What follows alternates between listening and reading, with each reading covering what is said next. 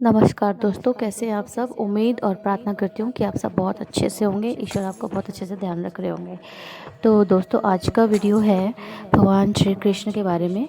यानी कि कई दिन पहले मैंने आपसे कम्युनिटी पोस्ट में एक क्वेश्चन पूछा था कि जो भगवान कृष्ण को जब उनके पिताजी लेकर आ रहे थे कारावास से बाहर उनके जन्म के बाद, तो उनके ऊपर हम कई बार एक फ़ोटो देखते हैं कि नदी में चल रहे हैं उनके पिताजी और एक सर्प हैं जिन्होंने उनको बारिश से बचाया हुआ है। तो वो सर्प कौन है? तो क्या होता है कि अमूमन भगवान विष्णु के नाम के साथ शेषनाग जी का नाम जुड़ा रहता है। तो बहुत सारे लोगों ने वहाँ पे शेषनाग जी को सिलेक्ट किया था वहाँ पे। तो आज मैं उसी से रिलेटेड एक कथा आपके साथ शेयर कर रही हूँ। एक कथा के मतलब वही कथा है, भगवान श्री कृष्ण की जन्म कथा। तो चलिए, तो स्वागत करती हूँ आपका चैनल पे और आदि आनंद शिव। और दोस्तों, आए शेयर करूँगी, गा के कुछ भजन आपके साथ शेयर करूँगी, अपने जीवन के अनुभव आपके साथ शेयर करूँगी। तो प्लीज़ चैनल को सब्सक्राइब कीजिएगा और लोगों के साथ शेयर कीजिएगा।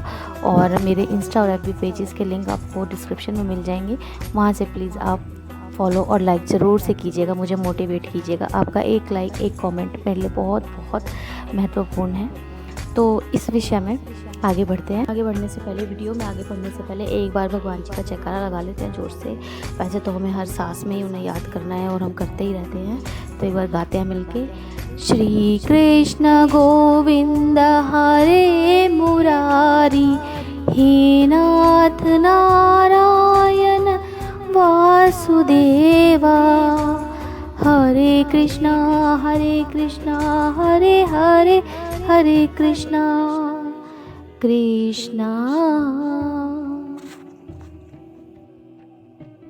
कि जब भगवान कृष्ण का जन्म हुआ तो वो जो सर्प हैं वो शेषनाग नहीं थे जिन्होंने उनकी रक्षा की थी, वो कोई और थे। तो वो कोई और थे, वो मैं आपको बताऊंगी कि वो कौन थे।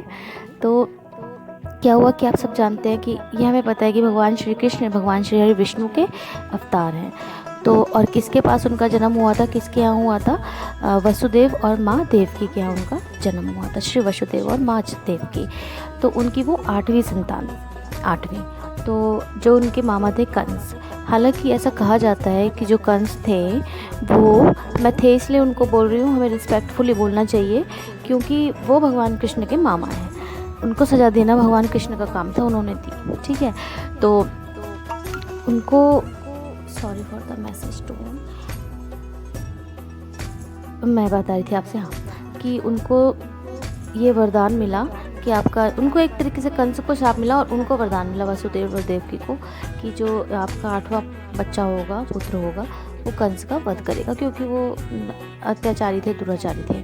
तो उन्होंने, कंस ने क्या किया कि जो उनको मारने लगे, वो अपने मतलब जो उनके हस्बैंड थे अपनी बहन के, उनको मारने लगे वसुदेव जी को। तो उन देवकी ने, माँ देवकी ने उनसे प्रार्थना की कि आप इनको मत मारो, मैं आपको जितनी भी मेरी संतानें होंगी मैं आपको ही दे दूँगी। तो उन्होंने फिर उन्हें कारावास में डाल दिया, दोनों पति पत्नी को, श्री वसुदेव और देवकी जी को। अब क्या हुआ कि जब उनकी 8वीं संतान पैदा हुई, एक एक करके तो वो सब मारते गए, लेकिन जब 8वीं संतान पैदा हुई तो कंस को तो पता ही था कि भाई कुछ नहीं हो सकता, कारागार में पड़े हुए हैं और मेरे सिपाही सारे लगे हुए हैं, तो वो क्या हो सकता है। तो भगवान श्री हरि विष्णु प्रकट हुए अपने पूरे उसमें, और उन्होंने उन्हें बताया कि अब वो तो घबरा रहे थे कि मेरा ये 8वां बच्चा है तो वो इसको भी मार देगा। उन्होंने कहा कि आप जाइए इस बच्चे को लेके और फलानी जगह, वहाँ पे उनके दोस्त थे वो, जो नंद बाबा है जहाँ भगवान कृष्ण का लालन पालन हुआ माँ यशोदा के घर, वो उनके दोस्त थे। वहाँ आप इनको दे आइए और उनकी एक पुत्री हुई है उसको आप यहाँ पे लाके रख दो। तो उन्होंने सोचा ये कैसे होगा। तो भगवान विष्णु ने कहा कि ये कारागार अपने आप खुल जाएगा स्वतः, और ये सब जितने भी आसपास में लगे हुए हैं सैनिक, ये सब सो जाएंगे। और ऐसा ही हुआ और भगवान विष्णु फिर वहाँ से अंतर ध्यान हो गए। तो वो उस बच्चे को लेके टोकरी में रख के चले वहाँ से वसुदेव जी। तो जब वो जा रहे थे तो रास्ते में बहुत बारिश हो रही थी। तो जब बारिश हो रही थी तो वो माँ यमुना जो थी वो भगवान के पैर छूने के लिए अपने को मतलब बढ़ाई जा रही थी ऊपर तक। तो भगवान जी ने क्या किया, टोकरी से अपना पैर बाहर निकाल दिया। माँ यमुना ने जब उनके पैरों को स्पर्श कर लिया तो फिर वो, उनका जो लेवल था वो नीचे हो गया, वाटर लेवल नीचे हो गया, जल स्तर उनका। और जो उनके ऊपर नाग जो चल रहे थे, जिनकी बात मैं कर रही हूँ, वो हैं श्री भोलेनाथ के गले को सुसज्जित करने वाले श्री वासुकी। श्री वासुकी वो नाग हैं जो उनकी उस वक्त बारिश से रक्षा कर रहे थे, भगवान का दर्शन पा रहे थे। और वहाँ तक फिर वो नंद बाबा ने क्या किया कि उनके घर में, माँ यशोदा के घर में भगवान जी को रख दिया, भगवान श्री कृष्ण को। और वहाँ से जो उनकी पुत्री थी उन्हें उठा लिया। और वो पुत्री कौन थी? वो पुत्री माया थी, योग माया थी, जो वहाँ पे पहुँची। और जब कंस ने उनको उठाया तो वहाँ पे उन्होंने अपना रूप धर के बोला कि तेरा जो वध करेगा वो तो अपनी जगह पहुँच चुका है, मथुरा में पहुँच चुका है, और तेरा वध वो करेगा ही करेगा।